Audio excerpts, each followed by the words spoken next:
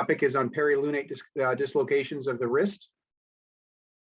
My name is Kevin Malone. I'm your moderator for this evening. I'm in Cleveland, Ohio, and I am joined tonight by Jay Bridgeman from the University of Missouri and Jeff Lawton from the University of Michigan. These are the disclosures for our faculty, which we have investigated and determined that there will be no conflict of interest with any of the material presented tonight. This is a CME opportunity for our participants, and you can gain a 1.25 CME credits. At the end of our session this evening, you will be provided a link to an evaluation questionnaire. And after you have completed that questionnaire, you will then be provided information on how to claim your credit for participation in this event. AO North America is an independent nonprofit surgical specialty society dedicated to improving the care of patients with musculoskeletal injuries. AO North America does not endorse nor promote the use of any specific product or service of commercial entities. And this last statement isn't all that appropriate because we're not using any equipment in this course, but there will be different implants shown in case presentation here tonight, but we don't endorse any specific implant company or manufacturer. As is typical with all of our webinars on Zoom, all of your microphones have been muted and your video cameras have been turned off. You will have the opportunity, and we actually welcome participation. And so please use the Q&A box as if you have any questions that are develop or arise during our session tonight. And we as faculty will do our best to answer them, some direct response to you. But other questions we may save to pose for more open discussion. And the chat box, please don't use that. That's really for our faculty and AO staff helping coordinate tonight's event. So again, we're going to be talking about perilunate fracture dislocations, which are a spectrum of bony and ligamentous injuries to the wrist that typically result from high energy mechanisms of injury. Fortunately, they are relatively uncommon, but they can present challenges both in diagnosis and management. Careful interpretation of injury films, adherence to established surgical principles, and close follow-up of these injuries can often restore functional motion and strength to the injured wrist, but these injuries can also result in long-term consequences for the patient even when the correct diagnosis and treatment has been rendered. So our objectives for tonight will be that at the end of this session, you will be able to interpret radiographs to correctly diagnose these injuries, and then to create an appropriate surgical and rehabilitation plan. You'll be able to recognize the signs and symptoms of median nerve dysfunction that can commonly occur with these injuries and have an understanding as to how to address those issues. And then also you'll be able to manage patients with late presenting and or missed perilunate injuries, as well as those who develop morbidity and dysfunction as a result of injuries that were either presented late or even those that are treated appropriately acutely. This is our agenda for tonight. And if we have some time, we'll go over some cases, particularly with our last session. But again, please post your questions on the Q&A section of the Zoom so that we can make sure that all of your needs are met. So thank you. And I'm going to start with the first session, and we're going to talk about mechanism of injury and initial evaluation of those patients who present with perilunate injuries. So perilunate dislocations are, as mentioned, the result of high energy mechanism and a spectrum of ligamentous and bony damage. They are often underdiagnosed. They can be challenging to treat. Historical outcomes are not great with regards to range of motion, but good functional recovery can occur and is expected to occur in most situations. Prompt reduction with ligamentous and bony repair can achieve favorable results. So perilunate instability is the dissociation of the lunate from the carpus, and this can include perilunate and lunate dislocations as well as fracture dislocations that we will discuss this evening. This results oftentimes in a disruption of both intrinsic carpal and extrinsic radiocarpal wrist ligaments. And despite the magnitude of the injury, the X-ray findings can often be subtle, and up to 25% of these injuries are missed on initial presentation, even with radiographs reviewed by emergency department staff and or radiology staff because of the subtlety of some of these findings. Mayfield described a sequence of perilunate dislocation, and we're going to talk about all of these in a little bit more detail. Stage 1 is scapholunate dissociation, which we see perhaps significantly more frequently than the later stages. Stage 2 is a capitolunate dislocation. Stage 3 is a lunotriquetral dislocation, and at this point, the carpus separates from the lunate. Stage 4 is then a lunate dislocation from the radial fossa into the carpal tunnel, and it is still oftentimes attached to the radius by the short radiolunate ligament. And so to outline this Mayfield sequence here with this lateral projection of an X-ray, you can see the radius at the bottom, the lunate with the scaphoid behind it, and the capitate up top, as identified here. With normal wrist extension, you can see, the angulation through the radiolunate joint and perhaps a slight translation and angulation at the lunocapitate joint. At stage 1, you have scapholunate dissociation, and so now you have hypermobility of the scaphoid relative to the lunate. Stage 2 is a capitate dislocation relative to the lunate. Stage 3 is now your perilunate dislocation, and as it progresses further, stage 4, the lunate is directed volarly into the carpal tunnel. So again, scapholunate dissociation in stage 1 can be identified on plain film X-rays and with some physical examination findings, including the scaphoid shift test, which is performed on a patient with their wrist ulnarly deviated. You place your thumb on the scaphoid tubercle to block the scaphoid from going into flexion, and then bring the wrist into a radial deviation. And if there is a painful clunk appreciated, it is the dorsal subluxation of the proximal pole of the scaphoid over the dorsal rim of the scaphoid facet. And it's important to compare this to the contralateral side because there can be asymptomatic and normal clunks in some patients, particularly with ligamentous laxity. So here is an X-ray of a scaphoid shift. You can see the scaphoid lunate diastasis on the PA view, on the lateral view with the wrist and ulnar deviation, and now with my thumb over the scaphoid again to block it from going into flexion and radial deviation, you can see the proximal pole of the scaphoid sitting dorsal to the dorsal rim of the radius, and that is the scaphoid shift test. There are a variety of different patterns of perilunate injuries. They can be lesser arc injuries, which are purely ligamentous disruption, or greater arc injuries, which are going to involve fracture of either the radial styloid, the scaphoid, the capitate, the triquetrum, and the ulnar styloid. The transscaphoid variant is the most frequently encountered. Again, this typically is the result of a higher energy injury than a simple fall from standing. So shown here, a head over the handlebars of a bike. There can be other associated injuries that may distract your attention from the wrist. If the wrist is identified as an injury, it may oftentimes be difficult to see any significant deformity because of the degree of swelling present.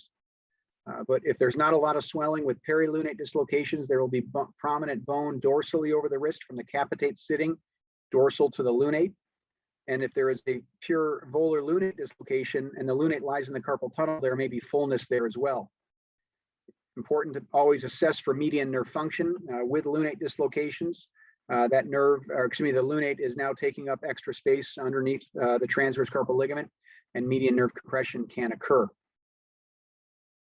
X-rays are the key to diagnosis for these injuries, and you can see a normal wrist on the right and a perilunate wrist on the left.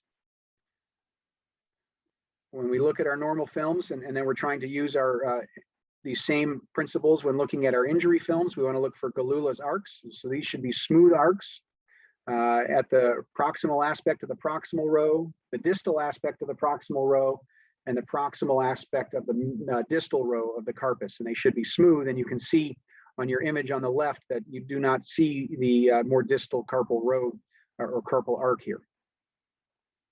Other findings that you might see to raise your concern for the possibility of a perilunate injury, in addition to the disruption of carpal arcs, are going to be the overlapping of carpal bones, crowded or jumbled carpal bones, a carpus that is overall shorter than you would expect to see, a triangular appearing lunate because of the angular deformity of the lunate, where you're seeing it in a different profile.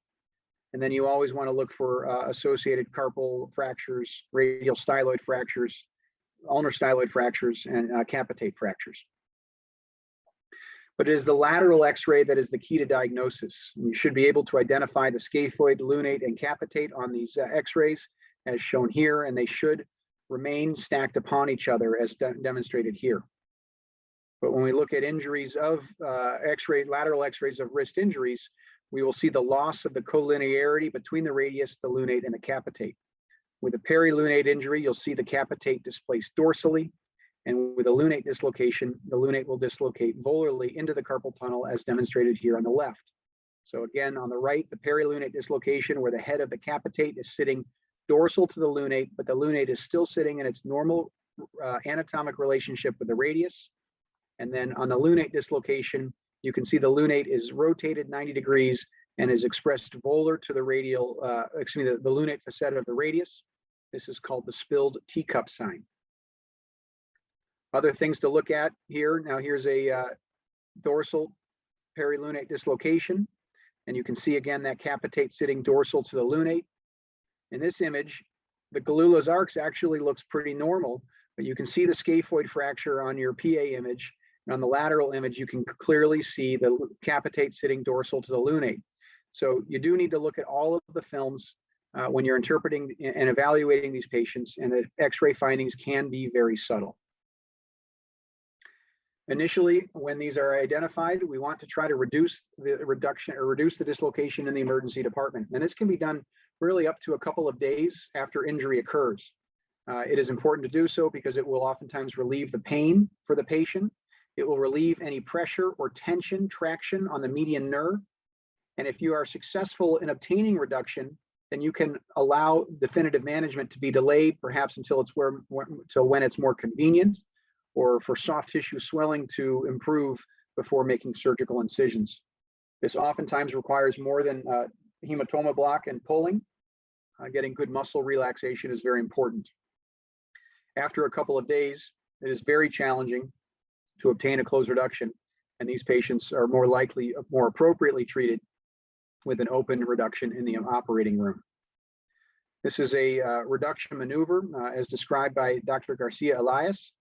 And you can see here on this dorsal perilunate dislocation, providing some distraction across the wrist joint, a little bit of flexion with the thumb placed on the lunate to prevent converting this into a volar lunate dislocation, and then a little bit of compression or release of the traction. And oftentimes this can successfully reduce, but it can require multiple efforts, multiple attempts. And again, good relaxation is critically important. Median nerve injuries are common. Acute carpal tunnel syndrome has been identified in up to 25% of cases of perilunate injuries. And this can be the result of either a direct contusion, particularly when the lunate is dislocated volarly into the carpal tunnel, or a stretch injury of the median nerve from its dorsal translation of the capitate relative to the lunate. Pressure can also be placed on the ulnar nerve, on the median nerve from hematoma and swelling that occurs after this injury occurs. If the symptoms do not improve or after surgery, after reduction, and they are not progressive, then this may be more likely a contusion injury to the median nerve.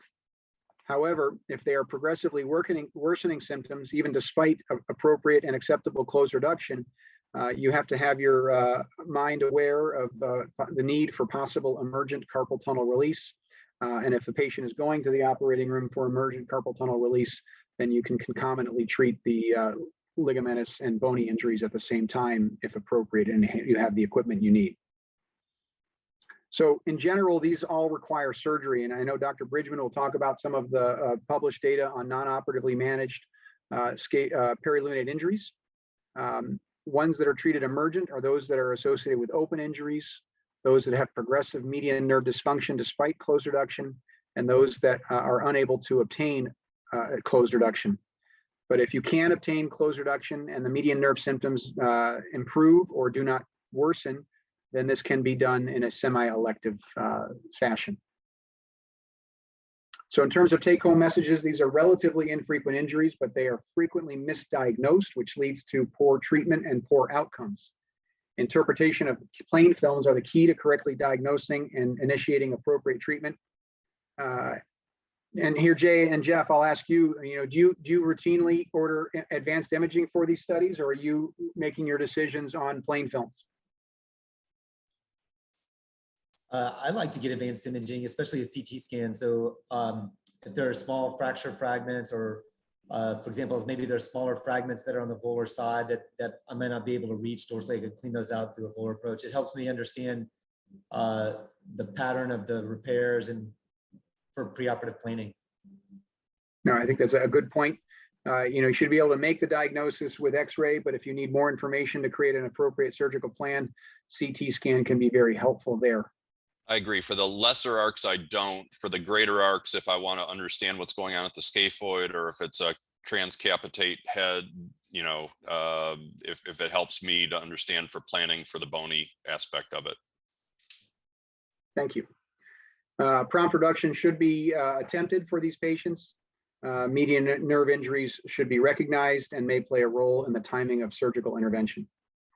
So with that, I will stop my presentation and I will turn this over to Dr. Bridgeman for his discussion of surgical management of the acute perilunate injury.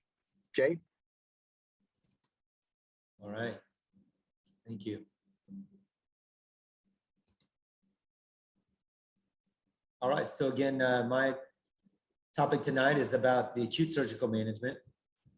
And we're gonna begin with a case. This is a 22-year-old male who was injured in football practice. He plays on a lower tier college football team. Fallen outstretched hand. He had pain, swelling, and deformity. And the reduction was attempted by the athletic training staff by just doing longitudinal traction on the football field. They had no understanding of what the injury was. They just felt like his wrist was dislocated. Interestingly, after that didn't work, they sat on it in a splint over the weekend and referred it to the primary care physician on a Monday. And then the primary care physician referred it to our ER now at 4 days from injury. So again, it's a great discussion by Dr. Malone, and you can see that on both views, the gluteus arcs are disrupted there on the AP, and then a lunate dislocation there on the lateral. The reduction was performed in the ER. That was done under sedation because it was a very difficult reduction. But he was neuro intact before and after. And then now the topic is, how are you going to make your plan? What goes into your operative plan? So we're going to talk about that next. So as Dr. Malone alluded to, well, what about closed treatment? Could you treat any of these closed? It's been clearly shown in the literature that operative treatment has better outcomes than closed treatment. But just historically, to go over this, in the past, there was this idea that you could achieve reduction of the scapholunate interval with radial deviation. So you could close the scapholunate gap with radial deviation, but then you had worsened scaphoid flexion. In order to address the scaphoid flexion, you needed ulnar deviation. So there's this paradox that you couldn't get both to get both goals achieved. But what's been the goal of any treatment is to avoid chronic instability and avoid scapholunate advanced collapse wrist and the arthritic changes that come with that. Longer term function is better with open treatment. This is a study, a retrospective review in 1997 by Purgis et al., which they looked at 28 of their patients. They had a non-operative or a closed treatment group and an open treatment group, and followed range of motion, grip strength, pain scores, and return to occupation. And they had uniform poor and a few fair to poor, but mostly poor results in the non-operatively treated group versus the good to excellent in the operatively treated group. But if you're going to treat these, you need to be comfortable with multiple surgical approaches. So let's discuss that. Now, the dorsal approach, it's a midline skin incision, a fourth dorsal compartment approach where the extensor tendons are retracted. And then the capsulotomy, the one that I prefer is a ligament sparing capsulotomy as described by Berger, which is this diagram that you can see here. The pattern of the incision is along the fibers of the dorsal intercarpal ligament and the dorsal radiocarpal ligament with the apex over the triquetrum. And then you have a capsular flap that you retract radially, which gives you dorsal access to the capitate, scaphoid, lunate, and triquetrum. And the real advantages of the dorsal approach are to restore carpal alignment, perform your scapholunate interosseous ligament repair, and then of course, the carpal fractures, many of the carpal fractures, for example, scaphoid fracture can be treated from a dorsal approach. The volar approach is an extended volar carpal tunnel approach. And of course, from patients that have acute carpal tunnel syndrome or median nerve symptoms, this gives you decompression of the median nerve through carpal tunnel release. You can access the lunate in a lunate dislocation. And oftentimes the rent and the capsule there can be easily accessed for repair. And then it can also allow access for the lunotriquetral interosseous ligament repair, the volar side. But many of these patients need combined approaches. For example, if they have an unstable lunate that you cannot get reduced, many people would do a volar approach first. Through that, rent in the capsule, reduce the lunate, repair the capsule, and then go dorsally to address your ligaments and your carpal alignment. This is a case of Dr. Malone's that he shared with me, and you can see the same principles that we discussed in his talk, that the triangular shape of the lunate, the break and gallulus arcs there in the PA view. And then in the lateral view, you can see that the lunate is dislocated volarly, and now the capitate and scaphoid are sitting in the fossa. This is after reduction, so you can see a better alignment. The gallulus arcs are coming back into alignment. And then the great thing about this case, which I didn't have readily available for this talk, was just clinical pictures of that approach. And so this is, again, that same diagram that I showed before. And then this is Dr. Malone's capsulotomy using that same pattern. And then you can see over in the right-hand picture that access to the capitate as well as the scaphoid and the lunate clinically. So what about the your reduction and your plan to address the carpal instability? Well, from the volar approach I just mentioned, this is ideal for adjusting the lunate reduction, the carpal tunnel release, as well as the capsular repair. And then for the dorsal approach, again, it's that forced dorsal compartment access through the retinaculum, the ligament sparing capsulotomy. You're going to be inspecting the carpus, keeping a record of chondral injuries. That's very important to document that. Oftentimes there's small osteochondral fragments that need to be removed. And then in order to aid in reduction K-wires are placed in the scaphoid and lunate at 45-degree angles away from each other. So you can see that up in the upper left-hand corner here of my slide, that these K-wires as an AO slide are angled away from each other at 45 degrees. And so that allows that when they're brought together, it brings the scaphoid into extension, and it helps reduce the DC deformity of the lunate. But as you think about your reduction of the scapholunate interval, it's going to make it difficult for you to place anchors that eventually will allow you to perform a scapholunate ligament repair. And so that's when I think about, okay, I need to be placing my anchors, identifying where the scapholunate has been avulsed from. Oftentimes it's off the lunate, but it can be off the scaphoid. And then I'll often pass the suture material through the ligaments, although I'm not ready to tie the ligaments. Before my reduction is done, those are all have been passed. The reduction is then performed. You can see, in addition to the sagittal correction, we're also in the coronal plane. We're bringing those K-wires together in order to reduce the scapholunate interval and reduce the, reapproximate the scapholunate ligament. And then that's held together with a bone reduction clamp. And then the next step is how we're going to place K-wire fixation. So the reduction and clamping I mentioned, and we're really focusing on the proximal row.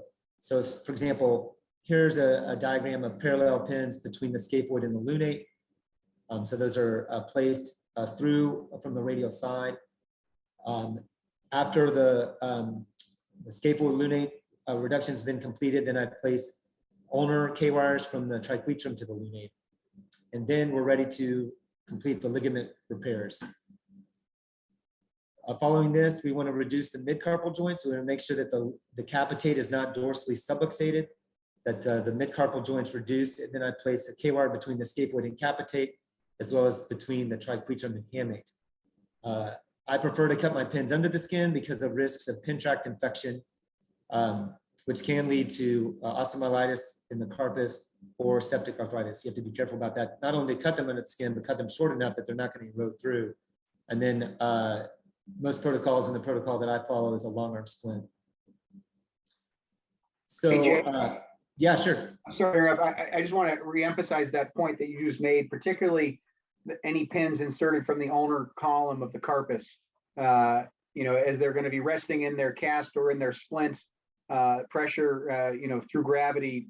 I've as much as I try to bury those pins, leaving just enough out of the carpus so that you can retrieve them later. Yeah. I've seen some erode through the skin, and that can, lead to disastrous outcomes. Yeah. But I definitely agree with leaving the pins underneath the skin because of the duration of time that we're going to keep them there and the risk of infection. You got to be really careful of making sure they're really short. But that's a good point. And they're usually fairly swollen, so you can kind of be deceived that you have it short enough, but you don't, because in the next week or so, the hand's going to be less swollen, and so what you think is appropriate actually is going to be maybe too long. But so these are complicated cases. When I think about difficult cases, difficult surgical problems, think of what are your backup plans. Some of these patients are going to require external fixation. If the worst outcomes are in those cases that present delayed, or cases that are open perilunate cases, there may be soft tissue defects. Some of these have gross carpal instability even after you've reduced the global alignment is still unstable, so they may need a dorsal spanning plate or external fixation.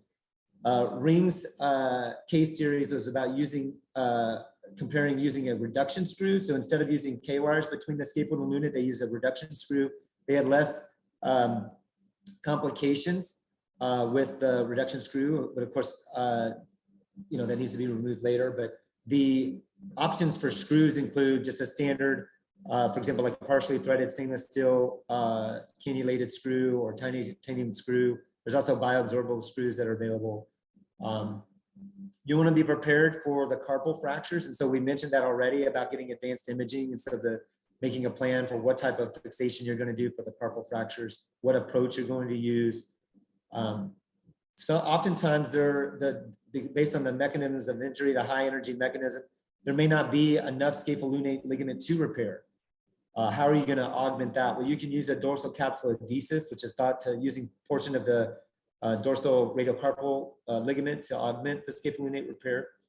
And some people describe like making a trough in the lunate if you're repairing it down to the lunate, or a trough in the scaphoid. I was going to ask our panelists tonight, do you ever do that? Do you ever try to roughen up the bone or get back to bleeding bone? I don't think I've ever been aggressive enough to like remove cartilage. So Jeff, what do you do for that? I do tend to do that more with the LT, because even though I do go volar, I rarely find LT ligament to repair. And as we know that the LT ligament is more important volarly than dorsally. So dorsally, there's almost never anything to repair. So I do tend to include a dorsal capsular, like a dorsal capsule adhesis in my closure for the LT. And when you're repairing scapholunate, as you bring that limb of tissue down, do you make a little trough for that to meet, or do you just sew it to an anchor, or like do you try to augment anything to increase the propensity for it to heal? Yeah, I mean, if I think that there's good ligament there and it's a relatively acute injury, I'll repair the ligament. But if it's subacute or the tissue is underwhelming, I'll just roughen up a trough, and I'll basically create a horizontal mattress suture to bring it down both to the scaphoid and lunate, and do it with a capsule adhesis. How about you, Kevin? Any thoughts or ideas about difficulties with the ligament repairs? I echo many of the thoughts that you've shared. I think that in the acute setting, you can oftentimes see the footprint from where it came off, and there may be a little bit of cartilage that comes off with it. And then in a more delayed setting, or particularly when you're going to do scapholunate ligament reconstruction, and you're going to use a tendon allograft or something along those lines, then I'm much more inclined to create a formal trough there. Sure. So the only other thing on this slide to remind me is that oftentimes with the dislocation itself, the dorsal capsule is torn off the dorsal limb of the distal radius. So you may need additional anchors to address that as well. So this is a follow-up of my case. So these are floral images. the top image there is I've placed the anchors, and this there was several.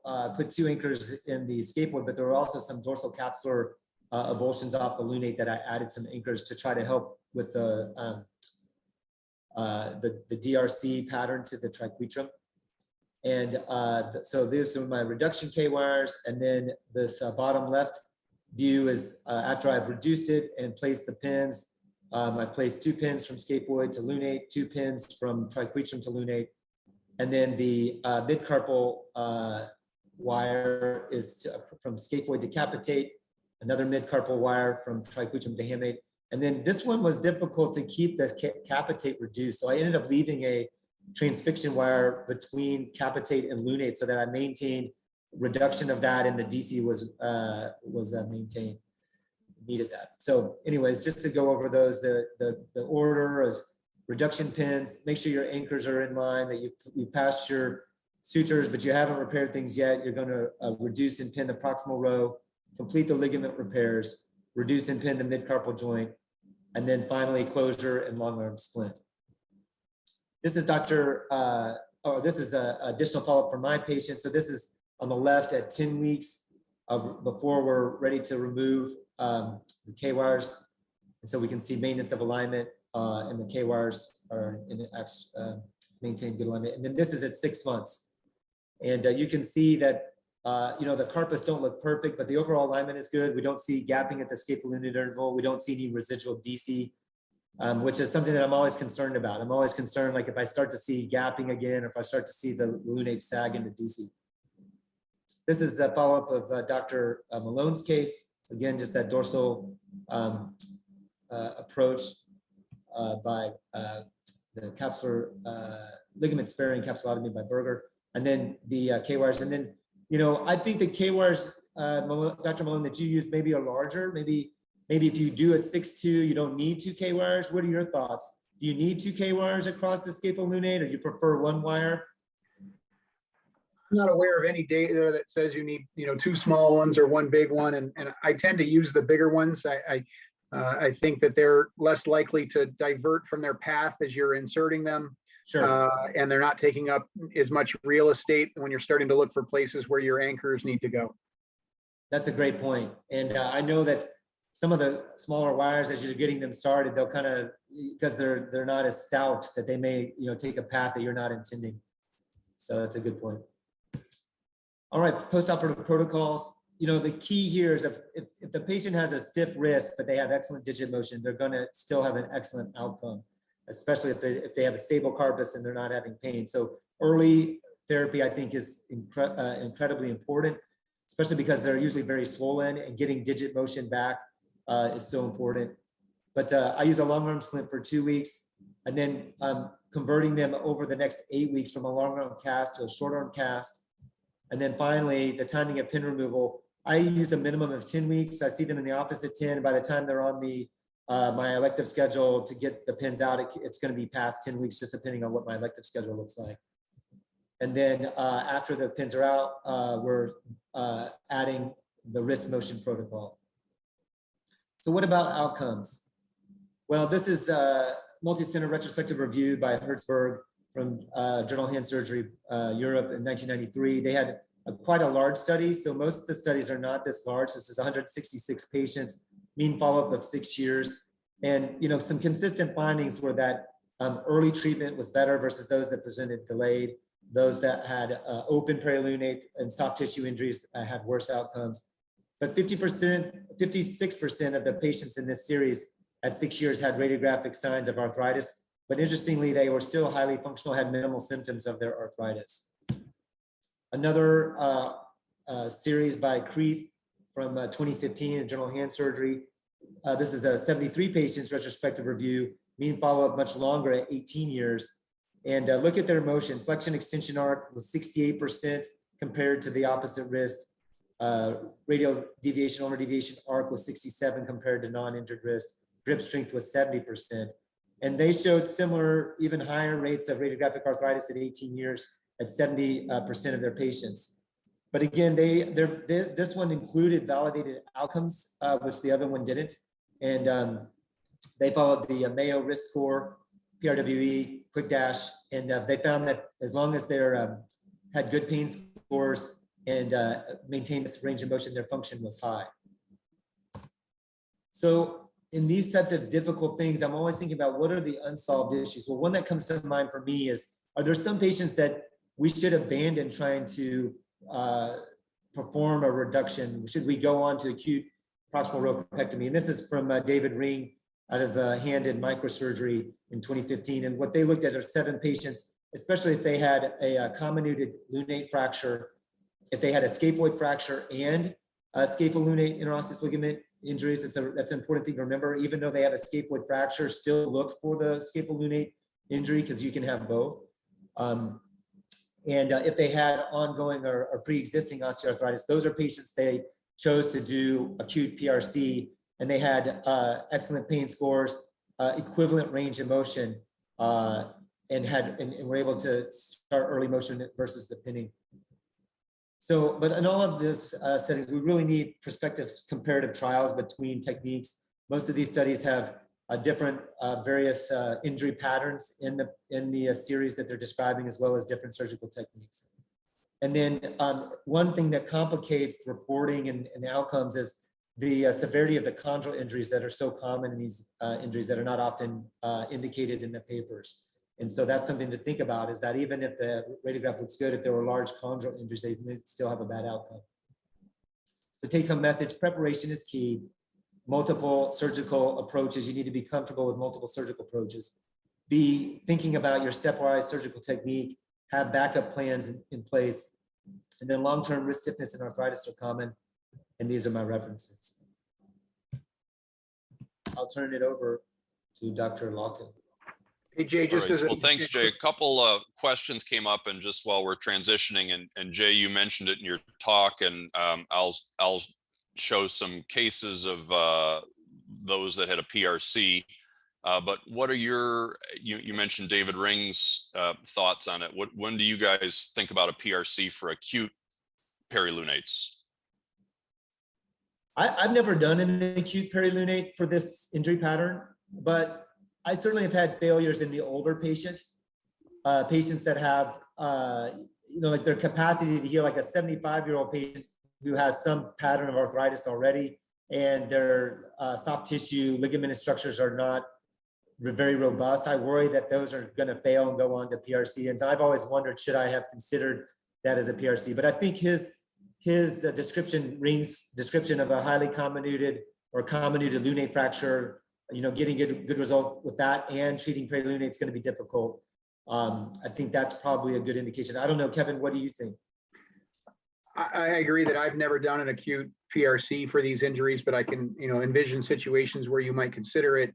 And an older person, less physically demanding, maybe perhaps one with pre-existing arthritis or pre-existing, scapholunate instability, where that even this is an acute injury, you're not going to have, soft tissues that you can repair because of the chronicity of their underlying problem that perhaps predisposed them to the dislocation.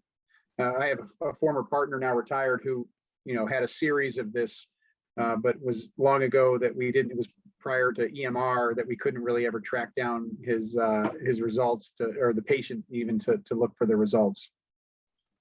Knowing Dr. Keith, I'm sure they did great. Well, it was Lacey, but yes, I'm sure they did great too. But so the one thing that I would add is I've had a perilunate in someone who had a connective tissue condition, and that's another one, someone that you can't anticipate for normal healing of the ligamentous structures that you reconstruct would be another thing to think about. Sure. Hey, Jay, just before we turn it over to Jeff, you mentioned the volar and dorsal surgical approaches, and sometimes where combination of volar and dorsal are required. What are your indications for going volar? Is it if as you mentioned, the lunate dislocation and or the median nerve function issues, or are there other times where you would go volar?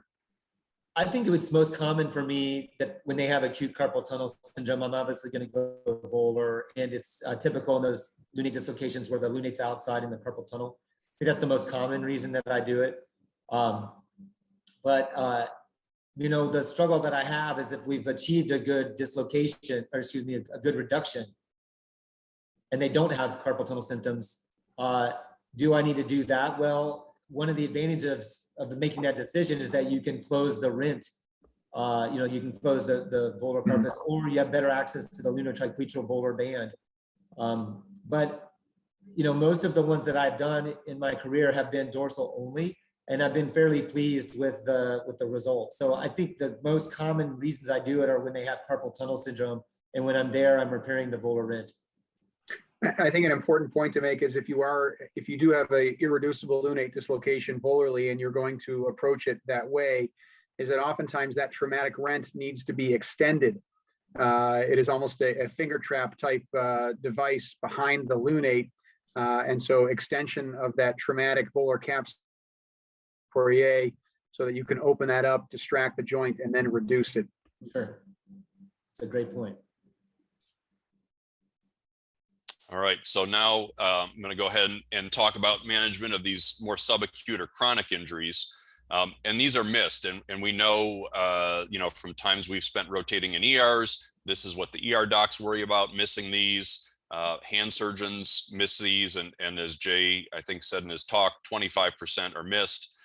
So this is a great case, this 28-year-old guy who the night before fell off a ladder, went to a local ER, and came in with this big swollen wrist, but very happy that he was able to see his injury along with the ER doc on his x-ray.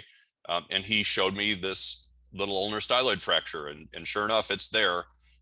They missed the fact that he had a transscaphoid perilunate injury. So we arranged to take him to the OR that night and actually reduce his perilunate. But these are missed commonly. And missed injuries results in delayed treatment. So this is from Chai Mudgall, 47-year-old. Maybe Kevin, if you want to take a look and share your thoughts. This is a 47-year-old who had a fall, and this is the PA X-ray. And I'll show you the lateral, but what do you look at on the PA X-ray when you're describing this to trainees or ER docs or primary care docs? How do you look at that and say, something's not right? Well, yeah, I mean, it certainly clearly looks not right because you shouldn't see the overlap of the lunate with the other carpal bones. The gallulus arc through the mid-carpal joint is disrupted, and the overall shape of the lunate is that triangular shape because you're seeing it in a rotated profile. And then you would ask for an orthogonal view, and then you would see that. So having said that, you sort of got some thoughts in your mind, but oh, by the way, this happened a few months ago. So now what do you think? Well, I mean, still you made, the diagnosis is right. This is a volar lunate dislocation and now presenting very late. 11 weeks, I think that there is a reason to consider, trying to reduce this. You're certainly not going to be able to reduce it closed.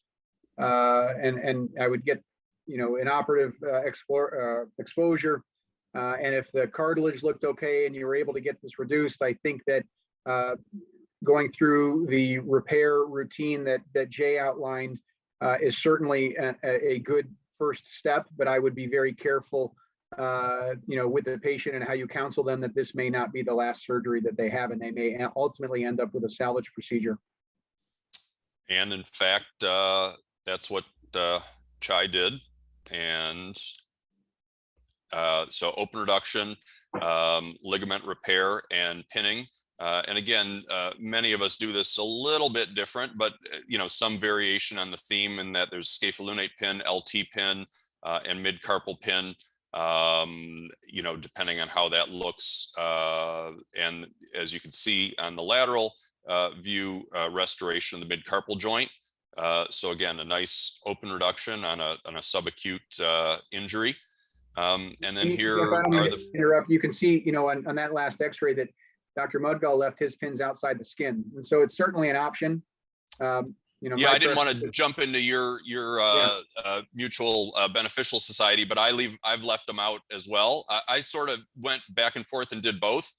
And I actually paradoxically found I got more pin problems leaving them sub-Q because, as Jay said, they're swollen and then they come down and then that pin winds up sort of tenting the skin. And I've had infections both ways. So I've actually gone back to doing exactly what Chai does, which is leave them long and outside the skin and just keep them in a cast. Well, then you don't have to take them back to the operating room to remove them either. Yes. So just different ways to approach it. Yep, there's no right way. So, you know, at 6 months, looks pretty good. A little bit of an oblique view, but they often get scapholunate widening, and that's not a crime. But no breakdown of the mid-carpal joint, as you see here. And this fella who did some pretty heavy labor got back to his job. Again, not a perfect arc of motion, but very good arc of motion, as you see here.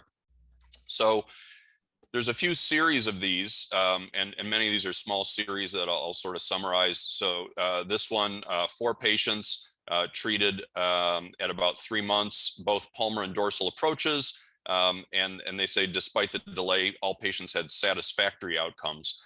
There's a lot of descriptors, but not too much objective data in a lot of these studies. So here again, 10 perilunate dislocations, some delayed, some chronic, up to 4 months. They had long-term follow-up, 90-month follow-up. And again, they concluded satisfactory in terms of their results. Here's a series in Journal of Hand Surgery, 15 patients with 16 perilunate dislocations, again, at about 4 months. And what they found is that in their series, the 6 patients that had open reduction in internal fixation versus other salvage techniques did better and didn't require any other surgery.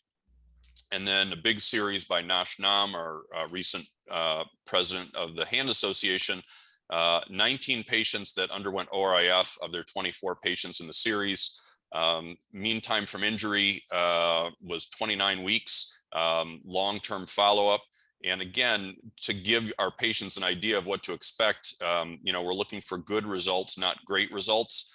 Extension average 40%, flexion 50%, and grip strength average 80%. So patients got back to work and did okay, but no one does great after these injuries. So Jay, this is a 20-year-old right-hand dominant young man that I saw, injured his right wrist, fell playing basketball in May, went to student health, x-rays were negative, left the country to do some study abroad, came back 3 months later, and his wrist still bothered him, went back to student health, and then they sent him to see me with these x-rays. So he's 3+ months out from this injury. So what are your thoughts? Well, at 3 months, I worry that it's going to be very stiff, like that, like it's going to be difficult to reduce the carpus. It may be that area may be filled in scar that you're going to have to release it surgically or with a scalpel to get those things reduced. But I also worry about the longer time period. Like, would there be sufficient? What would the health of this remaining like scapholunate ligament limb, the lunotriquetral ligament? I just worry about the health of those, like if they're stout enough to be repaired. But I think it worked in a 20-year-old. I would try to get it reduced. I just worry that it's going to be a stiff deformity. And this looks like a Mayfield 3, I think. Like it's not all the way. It's definitely not a dislocated lunate. It's still a perilunate. Yeah, it's a perilunate sort of perched. So yeah. I agree. And this was in the day before, you know, we had other augments. So one of the questions is what is the role for an internal brace, perhaps? So this is his motion before surgery. So again, pretty darn stiff. I did an open reduction. In this case, ligament repair supplemented with capsulodesis. Again, in this day and age, might have supplemented it with, you know, some internal brace type material. But would you ever did an open reduction? Yeah, would you ever consider like some type of FCR graft, like just going straight to like a recon? Yeah, so I have another case that I'll show where I did that. This was soon enough out, meaning only like 3.5, 4 months that I didn't. But yes, I have done that. I'll show a case of that. So again, here he is, 4 months out, had some scapholunate widening. Quite honestly, I wasn't able to actually reduce all that even in the OR. Yeah. So I can't even blame it on recurrence after taking the pins out. Yeah. I couldn't get that closed down, you know, at 3.5 or 4 months. And I saw him at 4 months from surgery, and that was the last follow-up. But again, at this point, you know, his mid-carpal joint is reduced, and you know, it's been about 10 years, so I haven't seen him back. So you think about the concepts of carpal instability, because it can be dynamic, static, or fixed. And this would be one, you know, like as it goes on, time goes on, it just becomes scarred in that area. So the idea of getting it reduced is going to be very difficult. yes. So this is one that I'm still not sure of. So this is a 17-year-old young lady that came to see me about 6 months out from her injury. So here's her injury films. And she was taken care of by an orthopedic surgeon who identified her radial styloid fracture and pinned her radial styloid fracture. And then she had a stiff, painful wrist. 6 months later, wrist still on a pillow. Her arc of motion was from 50 degrees of flexion to 10 degrees of flexion. Jay, what do you think of the films here? I mean, it's a little bit subtle, and think back maybe to Kevin's Mayfield stage. I mean, this is, I thought there was some version of a perilunate. I don't know if I'm making myself believe it, but I could sort of imagine a stage 2. You could see her lunate is, you know, 45 degrees to the long axis. That almost has like a mid-carpal, the perilunate maybe like the stage 2, because she's got scapholunate and the mid-carpal's affected. And now she's developing the VC versus the DC. Yeah, so that's the best I could reason. I mean, I wasn't 100% sure what I was looking at, but again, given that she's 17, I certainly gave it a go to open reduction. I didn't think that PRC in a 17-year-old was a great option, and I didn't think she was going to get any more motion with therapy. So 6+ months out, dug out a lot of scar. And then you asked the question about, you know, like some version of a Brunelli, and that's exactly what I did.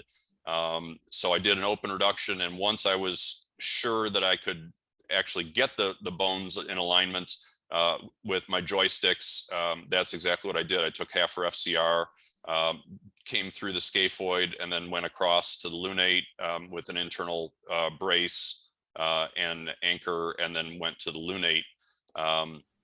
And then pinned everything. And then despite that, here she is at 10 weeks status post ORIF.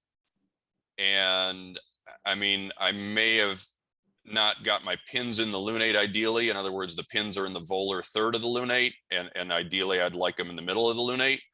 But, you know, now she's recurred, you know, so the same problem, or almost the same problem that she came with, she's got again.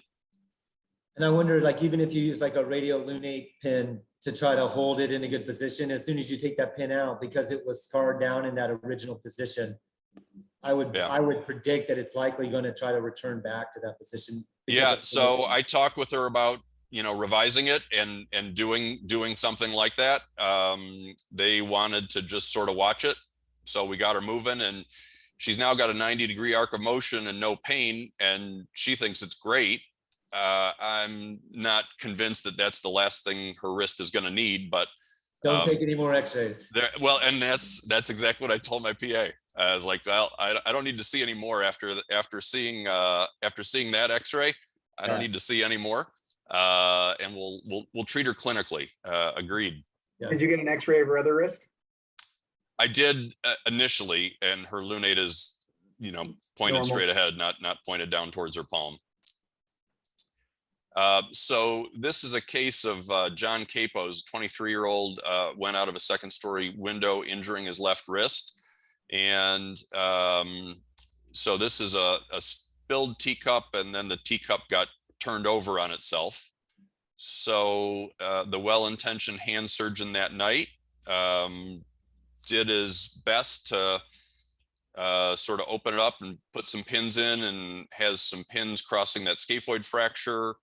And then John Capo saw this about 5 weeks post-surgery. So Kevin, if you've got this now a month and a half old, what are your thoughts? Well, it's interesting X-ray because, you know, you have the pins from the, I guess those are the scaphoid pins volarly. So coming right near the radial artery and median nerve and flexor tendons, all those type of things. I mean, I think that, you know, the pins need to come out. You have to open this up dorsally and, you know, see if, you know, cartilage is good, scaphoid is viable, reducible, and start over again. Fortunately, you know, with them being K-wires of different calibers, you know, there's not a lot of bone that has been disrupted. And so, you know, there should be good space there to put new pins, a screw for the scaphoid, anchors, etc.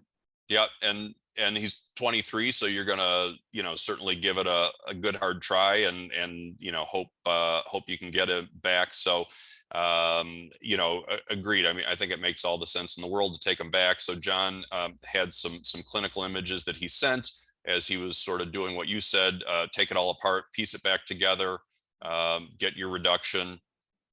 He used some K-wires as joysticks.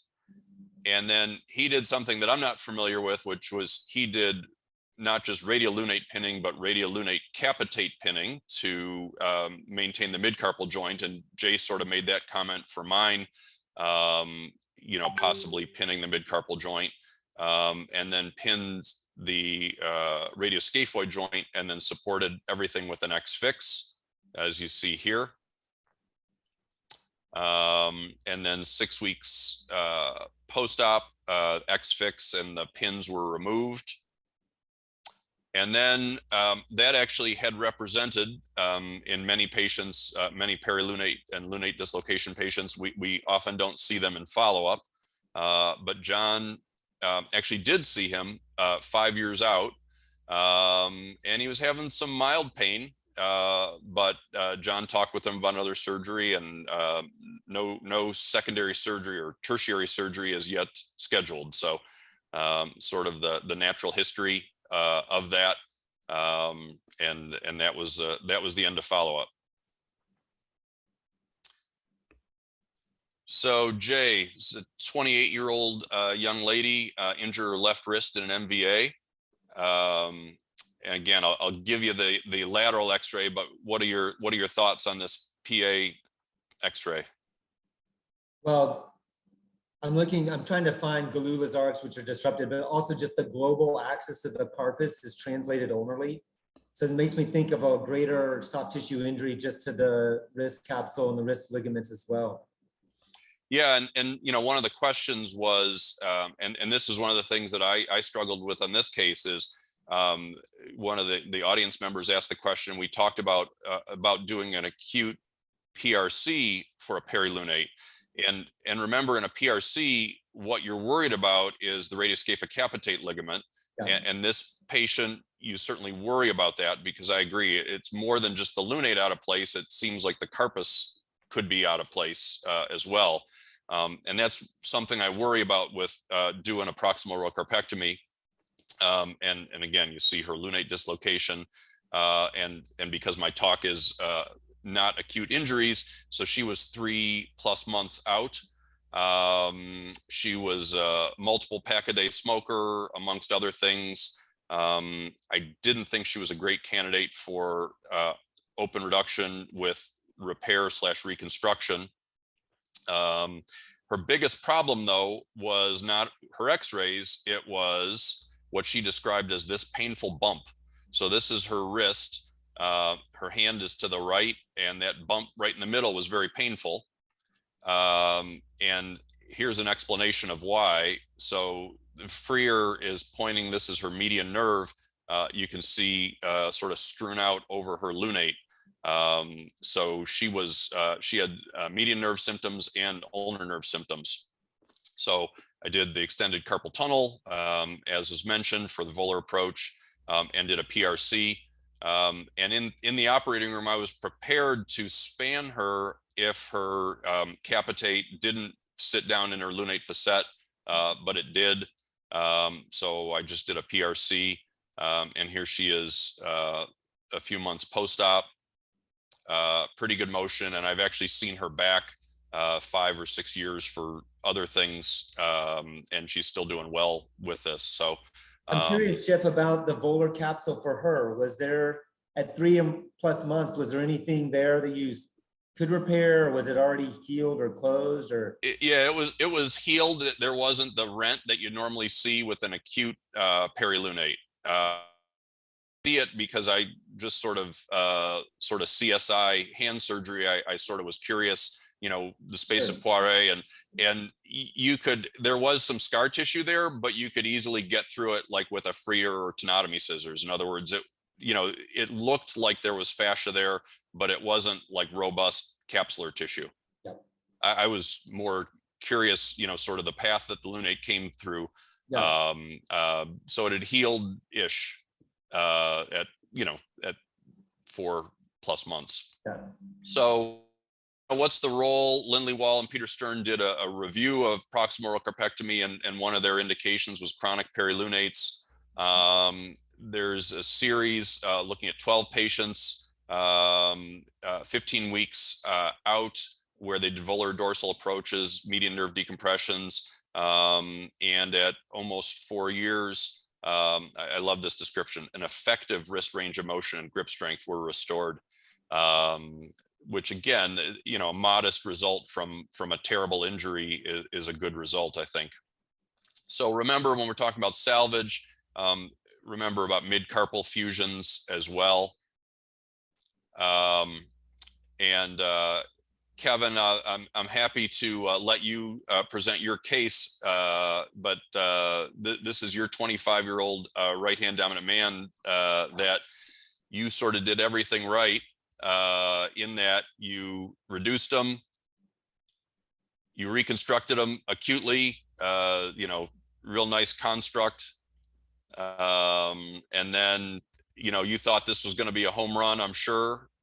And then what's they say, nothing ruins results like long-term follow-up. So Sure. At 6 weeks, he looks great.